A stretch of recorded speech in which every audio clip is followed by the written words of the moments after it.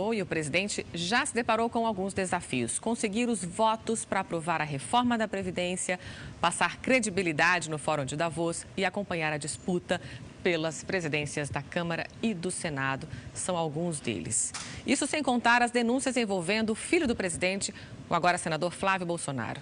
A gente fala de tudo isso e muito mais a partir de agora no CB Poder, que já está no ar.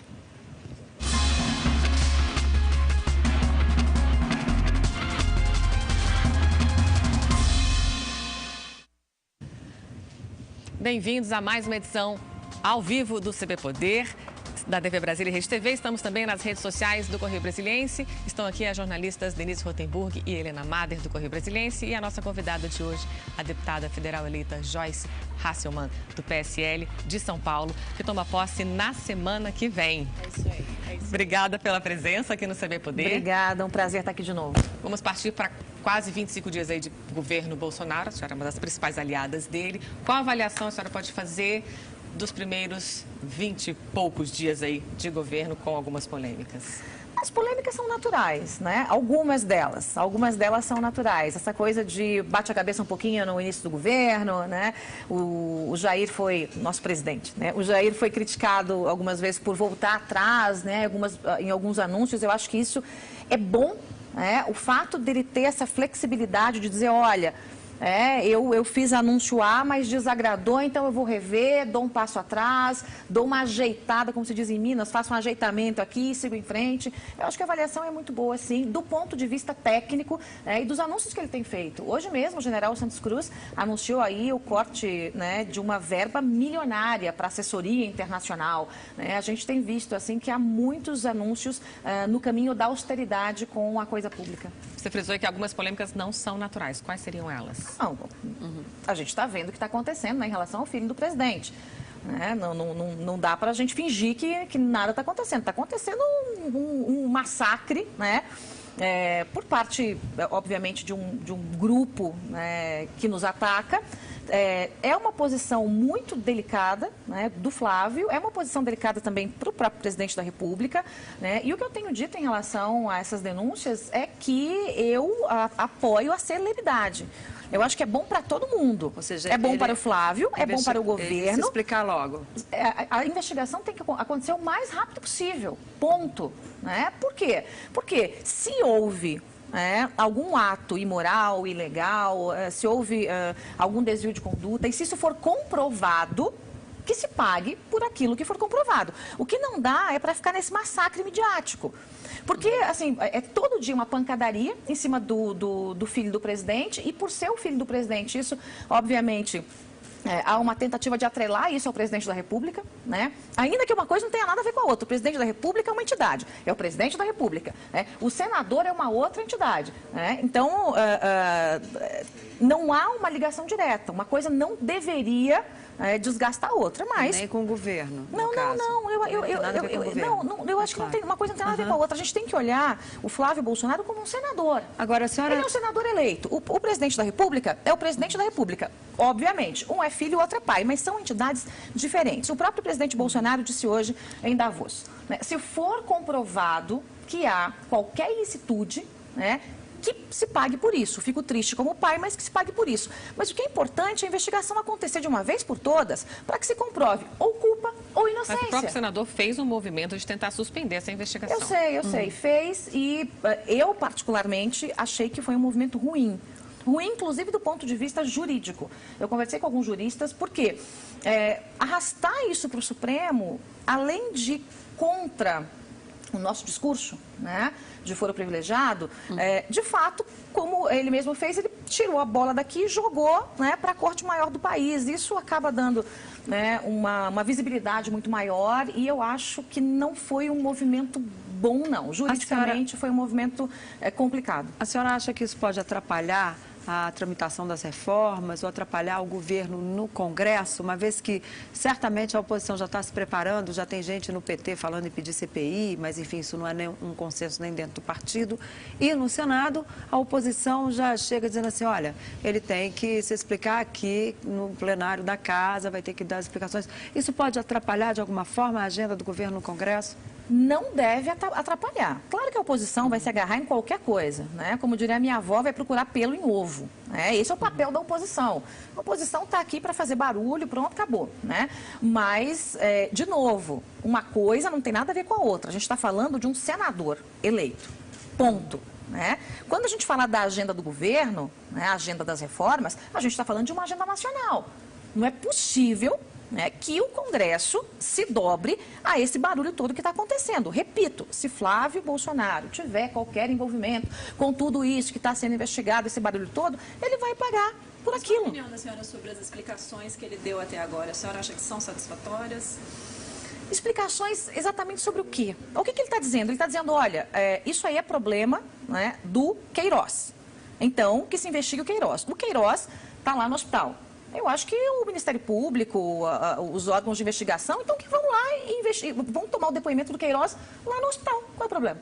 Se Moisés não vai à montanha, a montanha vai até Maomé, né? Se Maomé não vai à montanha, a montanha vai até Maomé. Eu acho que o Queiroz tem que ser ouvido. Né? Tem que dizer de fato o que aconteceu, de onde são as movimentações. Em relação às movimentações na conta do Flávio, né? Ele deu algumas explicações, é dono de uma loja de chocolate, mas é o seguinte, nós temos que ter as provas das coisas. Não tem como eu falar sem ver o que está acontecendo. Cadê a prova? Né? Então, assim, estão querendo colocar uma culpa no Flávio, que ele diz, eu não tenho culpa, eu sou inocente. E ele tem repetido isso de forma reiterada. Não acho que o senador Flávio Bolsonaro seja doido de jurar sua inocência se há culpa no cartório. Ele tem dito de forma reiterada, deu 2, 3 entrevistas agora na semana passada. Mas a gente já viu muito caso semelhante, assim, de pessoas que, tanto de inocentes quanto culpados. Por isso que, né, já houve tanta defesa incisiva de inocência no plenário do Senado. Inclusive, o ex-governador José Roberto Arruda chorou na tribuna dizendo que era inocente. E depois viu-se que a história não era bem aquela. Então, né, então, de novo, né, a minha teoria de temos que investigar o mais rápido possível é algo que fica cada vez mais forte. É importante para o senador, é importante para nós, eleitores, é importante para o parlamento, é importante para o governo. Né? Então, assim, eu conheço o Flávio, né? Eu conheço ele pessoalmente, me custa acreditar que ele tenha feito algum movimento de fato ilegal. Mas, de novo, não sou eu que estou investigada. Por isso, nós precisamos das provas. O próprio presidente tem dito isso. E eu acho que o presidente hoje foi muito correto ao dizer. Se houve alguma irregularidade, alguma ilegalidade, eu fico triste como pai, mas que seja paga essa conta com a justiça. Então, mudando um pouquinho de assunto, e o que a senhora achou do discurso do presidente lá no Fórum Econômico Mundial? Gostei, foi um discurso mini-saia, curto, justo e provocante. Eu acho que foi bom, teve muita conversa, né, com os ministros e assessores para a formulação daquele discurso. Eu tive uma conversa, inclusive, com o presidente Bolsonaro antes e o governador João Dória, né, numa agenda há alguns dias, e nós falamos sobre essa participação em Davos e a importância dele fazer esse aceno para o mundo, né, de que não é extrema-direita, de que não é um amigo radical, de que não é nada disso. Então, ele fez exatamente isso. Ele acenou para o mundo e disse, olha, o Brasil é um lugar para se investir, aqui tem segurança jurídica, aqui a gente vai combater a corrupção, né, e fez um discurso que algumas pessoas acharam suave demais. Eu achei no ponto, para aquele momento, né, para um recado mundial, né, gostei do discurso. Deputada, a gente está aí praticamente na véspera do início do primeiro ano legislativo, da nova legislatura. Como é que a senhora imagina que vai ser esse início, essa largada para a bancada do PSL, que tem tantos deputados em primeiro mandato, né, tantos novatos na política? Como é que a senhora acha que vai ser esse trabalho aí na largada do ano legislativo? Eu precisaria de uma bola de cristal, né, para responder essa pergunta. Mas a gente está trabalhando para que todos nós entremos afinados. Como você disse, é uma bancada gigantesca e a maioria é novata ali. Né? Então, a gente sabe que vai ter, fulano vai reagir de uma forma em relação ao projeto A, B ou C, Cicrano vai agir de outra forma. Né? Nós temos um grupo grande de militares dentro da bancada, nós temos civis. Então, assim, não dá para dar um tiro no escuro. Né? O que eu acho é que a maioria estará alinhada. Mas a gente pode sofrer resistência né, em ponto A, B ou C, justamente que a bancada é muito grande. Mas atritos internos já vieram à tona e antes mesmo do início do ano legislativo, atritos né? internos Você acha que isso foi pacificado de forma majoritária? Depende do atrito que você está falando. Se você está falando Teve do atrito entre mim e o Eduardo Bolsonaro, tá tudo certo. Aquele lá pela liderança. Não, esse aí já passou. Né? É muito natural quando você tem muita gente forte dentro de um espaço que haja, né, qualquer discussão vira uma coisa gigantesca. Né? Foi o que aconteceu comigo com o Eduardo. O Eduardo é forte e eu sou muito forte. Então, né, ali quando você tem duas pessoas, né, num espaço, num enfrentamento, a coisa cresce. E ali o filho do presidente da República. Né? Aí depois eu chamei ele, nós conversamos, até saiu uma foto a gente fazendo coraçãozinho, tudo bonitinho, tá tudo certo. Não há nenhum problema entre mim e o Eduardo. Teve outra polêmica que foi essa viagem à China, né, que já estão dizendo aí que foi paga pela Highway, aquela empresa de componentes eletrônicos. Como é que a senhora viu essa viagem? Porque já teve críticas dizendo que não deveria ir, a China é comunista, mas ao mesmo tempo a bancada se defende dizendo que houve um convite oficial e que a China é um país importante porque ela tem muitos negócios com o Brasil. Como é que a senhora vê essa viagem? Eu acho que a gente tem que fazer aí um corte. Né? A China é importante, tem negócios com o Brasil? Sim, é importante, tem negócios com o Brasil. Isso é uma coisa. A questão política com a China é um outro assunto mais delicado. O presidente da República, durante a campanha, disse muitas vezes, olha, temos que tomar cuidado com a China, não vamos vender o país para a China, né? Então, há um componente político e ideológico que nós temos que tomar cuidado, né? Esta viagem, o próprio presidente do partido, o Luciano Bivar, também foi convidado para indicar algumas pessoas, não foi. Por quê? Porque não era o momento. Não era o momento de ir. Então, eu não acho que há um problema na viagem em si, mas no momento e na forma com que a viagem foi feita. Qual foi o critério? Como é que foi feito? Como foram feitos esses convites? A bancada inteira foi convidada? Foi mandado um convite para o presidente do partido, e o presidente do partido, nesse momento, né, tinha dito que agradeceu, mas que não iria nesse momento. E um outro grupo, em paralelo, resolveu se organizar e foi. Então, assim, não foi uma coisa partidária, não foi uma viagem organizada pelo PSL com a embaixada. Foi um grupo de, acho que 12 parlamentares, que em paralelo, né, se organizou e foi. Tanto que o próprio presidente, isso acabou saindo na imprensa, porque é impossível, nosso grupo de WhatsApp parece que tem câmera dentro do grupo de WhatsApp, né? Tem Big Brother, né? Chegou a sair na imprensa, né, um áudio, inclusive, do Luciano Bivar, dizendo que a viagem estava sendo feita de forma assodada, né, que não poderia ser feito dessa forma. Né? Eu, particularmente, acho que uma viagem como essa deveria ser feita da seguinte maneira. Senta com o ministro das Relações Exteriores, né? Faz um planejamento, quer dizer, o que é importante para o Brasil, onde devemos e não devemos ir. Levanta-se, por exemplo, todo o histórico das empresas envolvidas, como, por exemplo, a Highway. Vamos lá, vamos levantar o histórico. Tem a CEO da Highway que está presa. Então, esses detalhes são importantes. Mas eu sou jornalista, então eu sei qual é o impacto que uma ação como essa pode dar. E a gente não pode cobrar isso de todo mundo, né? São realmente pessoas novas e que estão aprendendo. Então, assim, não quero condenar os meus colegas, sair arrancando o fígado de ninguém, mas acho que a forma com que foi feita não foi boa para o partido e nem para eles. Eles estão sendo massacrados nas redes, né? Estão sendo massacrados por conta da viagem. Por quê? Porque não foi feita de uma forma organizada. Esse tipo de viagem, senta com o presidente da República, senta com o Ministério das Relações Exteriores, senta com o presidente do partido. Faz um planejamento, quais são os prós, quais são os contras, aonde podemos ir, com quem devemos falar. Aí sim toma-se esse passo. Né? Colocar aí a carroça na frente dos bois, deu no que deu. E as reações às críticas também por parte aí da comitiva também foram muito violentas, né? Teve ameaças, xingamentos, em redes sociais. Você está dizendo dos parlamentares? Sim. Eu vi algumas reações, tanto de gente do meu partido quanto do outro parlamentar do DEM. E eu só tenho a lamentar. Eu, como parlamentar, com todo respeito a todos os colegas da casa, eu não posso admitir que o eleitor seja agredido, né? Ameaçado, agredido. Isso não pode acontecer. Peraí. Né? Quando você respeita o eleitor, você respeita o país. Se você não respeita o eleitor, você não está respeitando o país.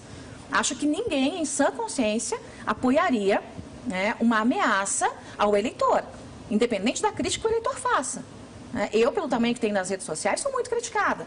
Agora, nem por isso eu vou dizer, eu vou te quebrar no meio, tal, não sei o quê. Isso não pode acontecer. Isso pode ser levado até para quebra de decoro. Falando em críticas, a senhora foi criticada quando confirmou o apoio. Eu sempre sou criticada.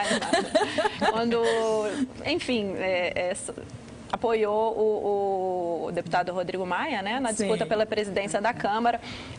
Circularam na internet vídeos com montagens de várias críticas muito duras que a senhora havia feito a ele, se posicionando contra a eleição do deputado Rodrigo Maia novamente para a presidência da Câmara. Qual que a senhora acha que vai ser o desfecho e como é que está a articulação aí nessa reta final da disputa para a presidência da Câmara? Olha, de fato, eu acho que como jornalista, acho que ninguém criticou tanto o Rodrigo Maia quanto eu. Critiquei muito. Por quê? Pelas alianças que ele fez lá atrás com o PT. Então, ele fez alianças com o PT. Todo mundo sabe que o Partido dos Trabalhadores é meu inimigo. E ponto. Eu vou lutar contra essa esquerda até meu último dia. Então, quando ele se aliou à esquerda, eu fui para cima dele. Nesse momento, as peças mudaram no tabuleiro. De novo, eu fiz uma jogada contra a esquerda. E, às vezes, as pessoas não têm muita noção de política e nem muita boa vontade ou até inteligência para entender. Se o PSL, se o nosso partido não tivesse nesse bloco com o Rodrigo Maia, quem estaria? O PT. E o PT ficaria com o quê? Ficaria com a CCJ e provavelmente com a Comissão de Finanças. Então, atrair o PSL... E o presidente Bivar acabou fechando esse acordo e foi muito inteligente da parte dele. Eu iniciei conversas lá atrás, teve outros parlamentares que ajudaram. Isso foi tirar o PT do bloco e garantir que o PT não ficasse com as principais comissões da casa que inviabilizariam o governo Bolsonaro. Você já imaginou? Nada passaria, nada, absolutamente nada. Então, eram duas bancadas grandes. Ou era PSL ou era PT. Essas duas não convivem no mesmo bloco, não tem como. E o regimento interno da casa diz que o maior partido tem a preferência na escolha. Mas esse passado, então, do Rodrigo Maia não te incomoda mais? Não, uma coisa é uma coisa, outra coisa é outra coisa. A posição política dele lá atrás, que eu critiquei, junto com o PT, eu não retiro o que eu disse, não. Eu critiquei e ponto. Porque naquele momento ele fez um movimento que foi ruim na minha avaliação. Fez um movimento interno que foi ruim. Mas nesse momento, o inimigo do meu inimigo é meu amigo.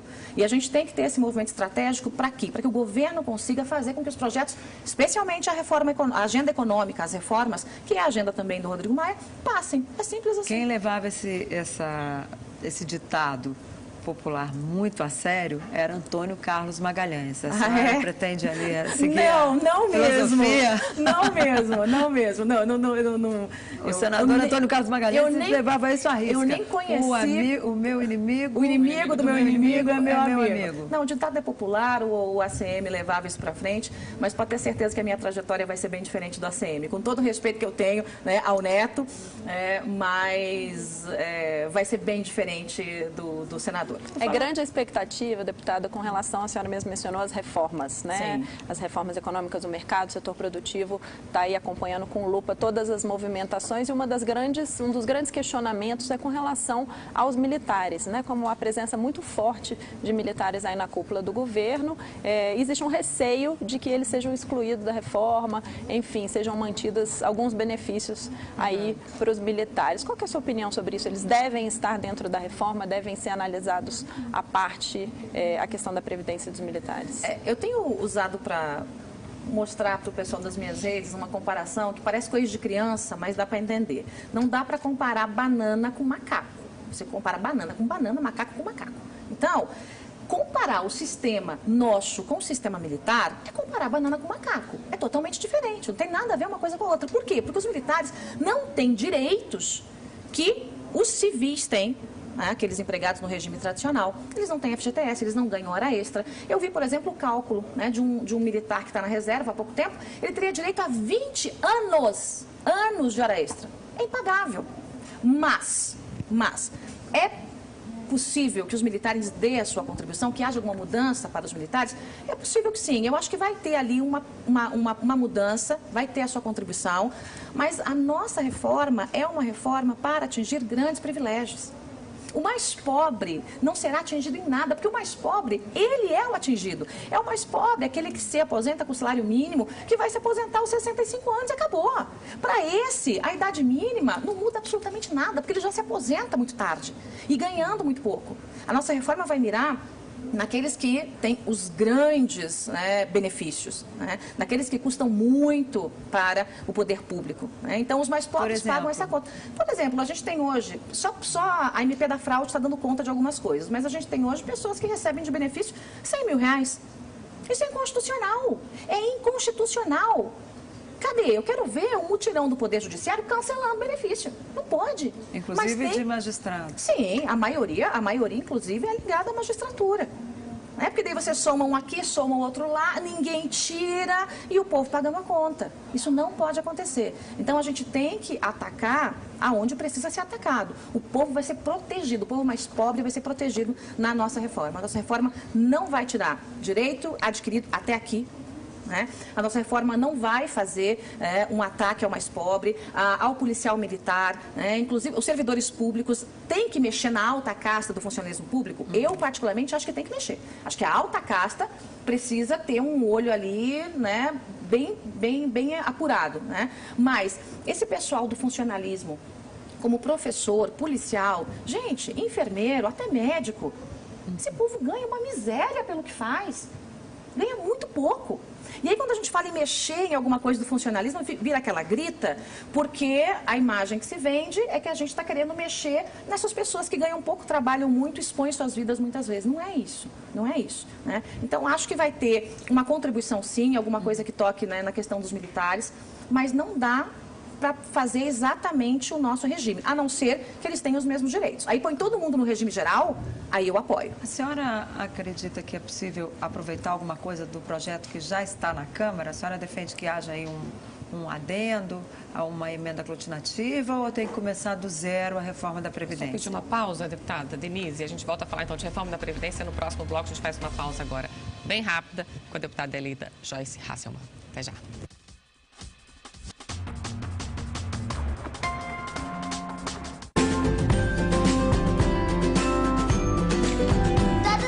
Amigos faziam na Coplen.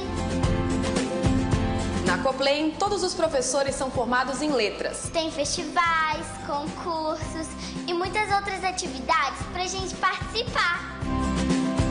A Coplen dá asas aos nossos sonhos. Eu indico a Coplen com certeza. Vem pra Coplen! Coplen Idiomas, matrículas abertas, inglês, espanhol, francês e japonês. Que a SsangYong é uma das líderes mundiais na produção de SUVs, você deve saber. A novidade é que a oficina da Dragon Motors passou a atender também carros de outras marcas. Do SUV Tivoli a caminhonete Action Sports, com motor turbo diesel de 178 cavalos. A Dragon Motors tem ainda uma seleção de seminovos premium, revisados, com procedência e preços abaixo do mercado. Dragon Motors, paixão por inovação.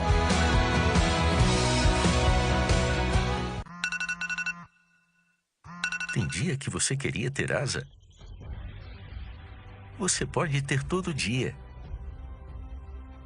Viva a Asa Norte, com a qualidade Paulo Otávio.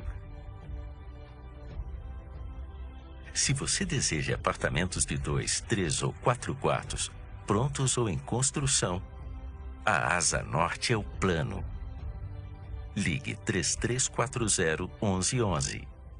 Ano novo, carro novo. Aqui na Saga Volks da EpiaSul é assim. Amplo estoque de carros à pronta entrega, condições imperdíveis e aquele atendimento especial que você merece. Fox 2019 completaço a partir de R$ 48.990 é o menor preço de Brasília. É isso aí, Cleito. Ano novo, carro novo é só na Saga Volkswagen. E a gente está com a grande promoção, o Polo a partir de R$ 48.900. E a grande surpresa, parcelas a partir de R$ 599. Saga Volks, casa de amigos. Venha conhecer a Steak Bull Churrascaria, sua melhor escolha para o almoço ou jantar na beira do lago. Do serviço de manobrista aos ambientes amplos e sofisticados, temos um atendimento customizado para você vivenciar todo o requinte do restaurante mais completo de Brasília. Aqui você pode saborear um completo buffet de saladas, sushis e sashimis, uma variedade de massas e pratos quentes e o principal, as carnes mais nobres da cidade. Faça parte dessa experiência. Qual estilo de moto você mais curte? Esportiva, Custom, Naked ou Big Trail? Acelere o seu sonho aqui na 299 Importes, na cidade do automóvel. Uma loja premium com mais de 100 motos de todos os tamanhos e marcas. A 299 Importes também vende modelos de baixa e média cilindradas na medida certa para sua garagem e para o seu bolso. O espaço ainda conta com uma oficina multimarcas, lava-jato e estúdio de detalhamento. Não esqueça de seguir as redes sociais aqui da loja. Acelere o seu sonho na 299 Importes. Professor Prime é a única escola de inglês em Brasília que você só tem professores americanos, vindos da Califórnia, direto de São Francisco, desde 2013. As aulas são individuais ou em grupos pequenos e o planejamento pedagógico aplica leitura e gramática para a vida real. Aqui você encontra cursos regulares, conversação, aulas individuais, aulas personalizadas, aulas preparatórias para certificações e aulas online. Acesse agora o nosso site. Professor Prime, estamos te esperando. Seu carro novo de novo, no ano novo, só na Santa Fé, lanternagem e pintura. Deixando seu carro para fazer qualquer serviço de pintura particular, a Santa Fé vai te dar 50% de desconto no polimento geral. Já imaginou? Seu carro novinho de novo? Tá achando que acabou? Esse mês tem super vantagem também no departamento de mecânica. Faça a revisão do seu veículo e ganhe o alinhamento na hora.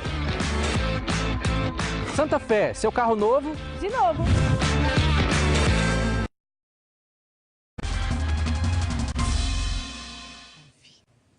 CB Poder de volta. Hoje a gente conversa com a deputada federal eleita Joyce Hasselmann e a Denise Rotenburg.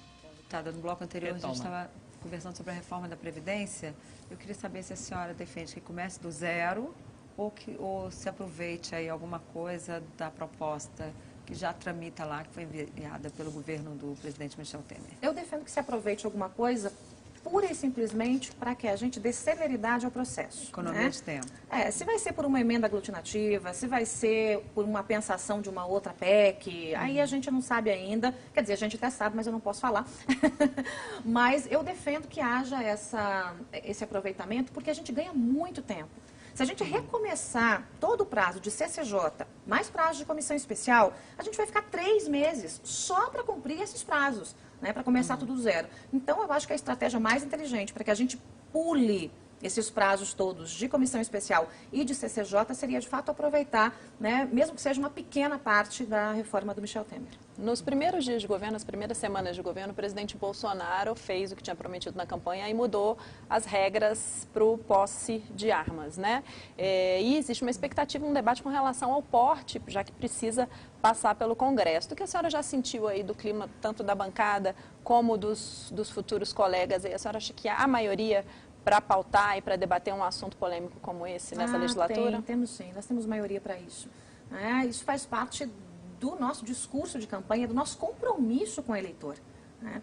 E esse pessoal novo que se elegeu, muita gente se elegeu nesta onda Bolsonaro.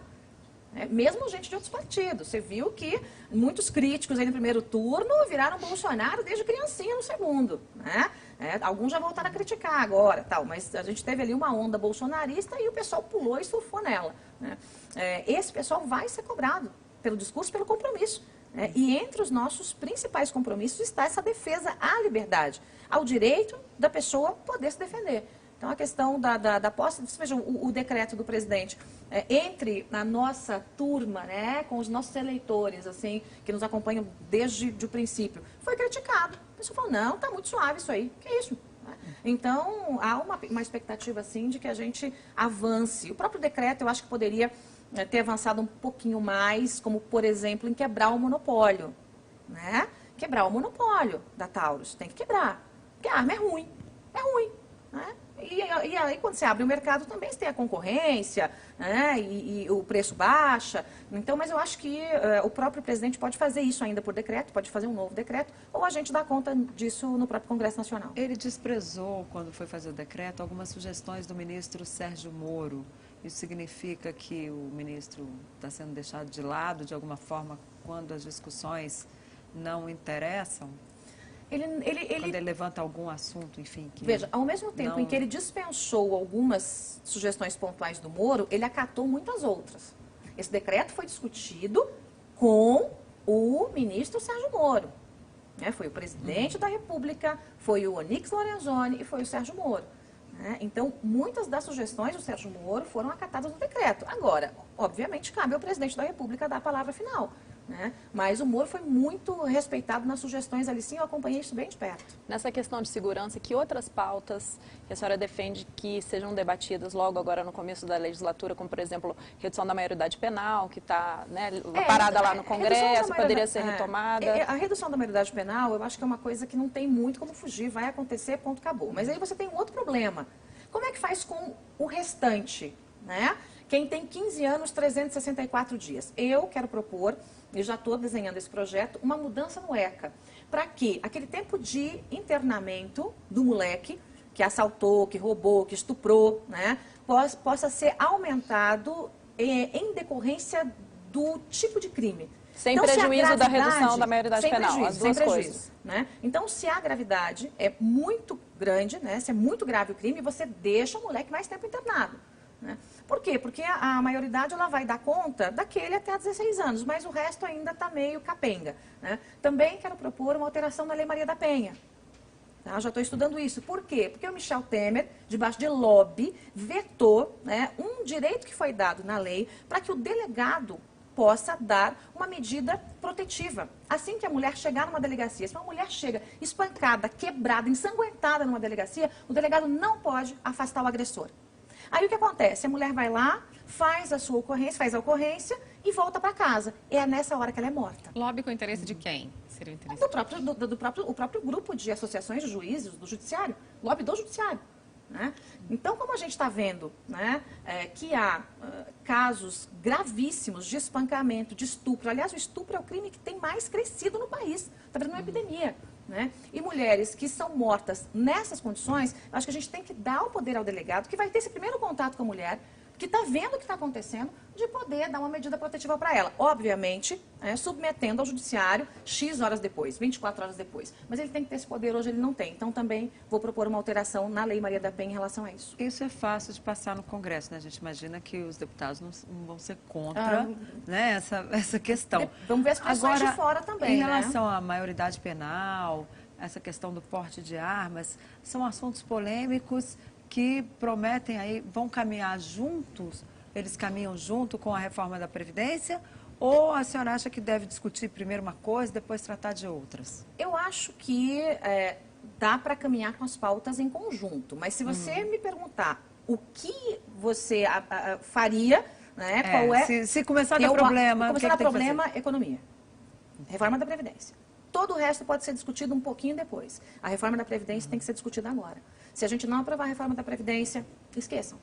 Esqueçam, o país quebra definitivamente. Né? Então, essa reforma vai dar conta aí, se aprovada do jeito que a gente está pensando, dos próximos 20 anos. Né? Vai deixar o Brasil com uma estabilidade. Então, a prioridade máxima é a reforma da Previdência. Com grita, sem grita, com choro, sem choro, com barulho da esquerda. Né? A esquerda está montando aí um projeto também de reforma da Previdência. Acho engraçado, né? O pessoal ficou aí tanto tempo, não fez porcaria nenhuma. Agora, para atrapalhar uma boa reforma, estão fazendo aí uma nova reforma da Previdência. Mas é o mais importante para o país hoje, sem dúvida nenhuma.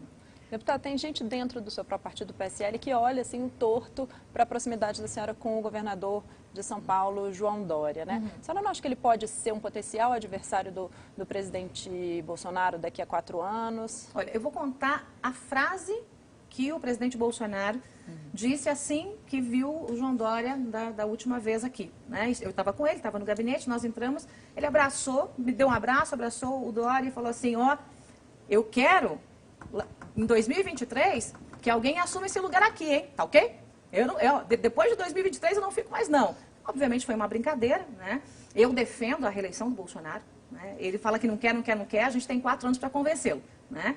Mas a gente não pode simplesmente transformar o João Dória e o Bolsonaro em inimigos, sendo que são aliados, porque daqui 4 anos pode ser que alguém saia candidato. Gente, pelo amor de Deus, é muita infantilidade, é muita imaturidade política. Como é que pode, mesmo que tenha gente dentro do meu partido, né, criticando, como é que pode querer que o presidente da República rompa com o governador do maior estado brasileiro?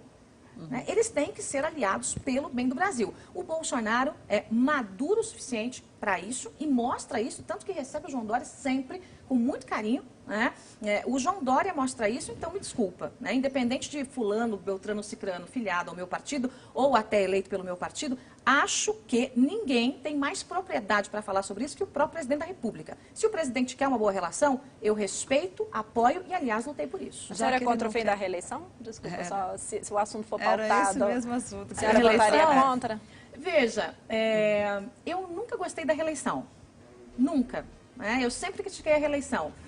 Mas quando eu olho para o governo Bolsonaro, eu penso, minha gente, será que só 4 anos dá conta de fazer tudo isso? Né? Talvez se a gente esticar para 5, né, e acabar com a reeleição, seria o melhor dos mundos. Porque 4 anos, a reeleição eu acho muito complicada pelo seguinte, a pessoa se elege e já vai pensando na reeleição. Claro. Então, ao invés de pensar no país, pensa na reeleição. O Bolsonaro deixou bem claro, não tem compromisso com a reeleição. Acho que esse é um gesto dele importante. A senhora vai apresentar alguma emenda, proposta de emenda constitucional, estabelecendo 5 anos sem reeleição? A senhora pensa nisso já? Eu preciso conversar sobre isso com o próprio presidente da República. Né? Eu acho que esse é um movimento que tem que ser feito junto com o próprio presidente da República. Por quê? Porque o envolve. Né? Hoje a gente já tem lá a PEC para acabar com a reeleição, está no Senado. É só aprovar. Acabou. Aí põe 5 anos para o próximo, então. Não seria para ele, uma vez que ele já está no mandato. Seria para o próximo presidente que for eleito. Veja, com um propósito de emenda à Constituição, você consegue fazer quase tudo, né? Você conseguiria até esticar para esse mandato. Eu acho que se acabar com a reeleição e colocar 5 anos, eu acho que seria uma boa medida. Eu defendo que o Bolsonaro fique mais que 4, mas aí tem que combinar com os russos e com ele, né? Porque ele tem dito realmente que não tem esse compromisso com reeleição. O nosso tempo acabou, deputada. Muito obrigada pela presença. Obrigada, meninas. Obrigada, Helena. Obrigada, Denise. E na semana que vem tem mais entrevistas exclusivas para você aqui no CB Poder. Tchau.